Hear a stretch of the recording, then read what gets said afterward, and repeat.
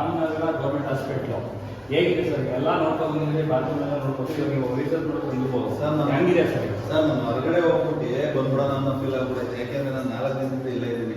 ಇಲ್ಲಿ ಬರೋಕ್ಕೆ ಬೇಜಾರಾಗುತ್ತೆ. ನೋಡಿ ನೀವು ಒಳಗಡೆ ಬಂದಿದ್ದೀರಾ, ಸ್ಮೆಲ್ಲು ಇಲ್ಲಿ ಟ್ರೈನಿಂಗ್ ಇದು ಯಾರು ಕ್ಲೀನ್ ಮಾಡೋದಿಲ್ಲ. ಇದು ಜೆಂಟ್ಸು ಟಾಯ್ಲೆಟ್ ಹೋಗ್ಬಿಟ್ಟು ಕೇರ್ಲೆಸ್ ಮಾಡ್ತಾ ಇದ್ದಾರೆ, ಯಾರು ಬರಲ್ಲ. ಪೇಷಂಟ್ಗಳು ಅಂತ ಬರ್ತಾರೆ, ಏನು ಮಾಡಬೇಕು? ಡೈರೆಕ್ಟ್ಗೆ ವಾಟರ್ ಸಪ್ಲೈ ಇಲ್ಲ ಕರೆಕ್ಟಾಗಿ, ಒಬ್ಬರಿಗೆ ಗೊತ್ತಿಲ್ಲ. ಬರ್ತಾರೆ, ಬರ್ತಾರೆ, ಬೇರೆ ಏನಾದರೂ ಬಂದು ಏನು ಮಾಡ್ಬೇಕು ಹೇಳಿ? ಗೌರ್ಮೆಂಟ್ ಹಾಸ್ಪಿಟಲ್ ಎಷ್ಟು ದಿನ ಆಯ್ತು ಸೇಮ್ ಕೆಲಸದ ಮೇಲೆ ಯಾರು ಅಡ್ಮಿಟ್ ಆಗಿರುತ್ತೆ ಸರ್? ಅಡ್ಮಿಟ್ಟು ನಮ್ಮ ಮಿಸ್ಸಸ್ಸು ಬೇರೆ ಎಷ್ಟು ದಿನ ಇದೆ? ಅಲ್ಲ 3-4 ದಿನದಿಂದ. ಕ್ಲೀನಿಂಗ್ ಇದೆಯಾ? ಕ್ಲೀನಿಂಗ್ ಇಲ್ಲ ಸರ್. ಕ್ಲೀನಿಂಗ್ ಇಲ್ಲ. ನೋಡಿ ವೀಕ್ಷಕರೇ, ಇವತ್ತು ಇವ್ರು ಹೇಳ್ತಿರ್ತಕ್ಕಂಥ ಏನು ವಿಚಾರಪ್ಪ ಅಂದರೆ ಇವತ್ತು ಗೌರ್ಮೆಂಟ್ ಹಾಸ್ಪಿಟ್ಲು ಅತಿಯಾಗಿ ಎಲ್ಲ ಅಡಿಗೆಟ್ಟಿರ್ತಂಥ ಹಾಸ್ಪಿಟ್ಲ್ ಇದು.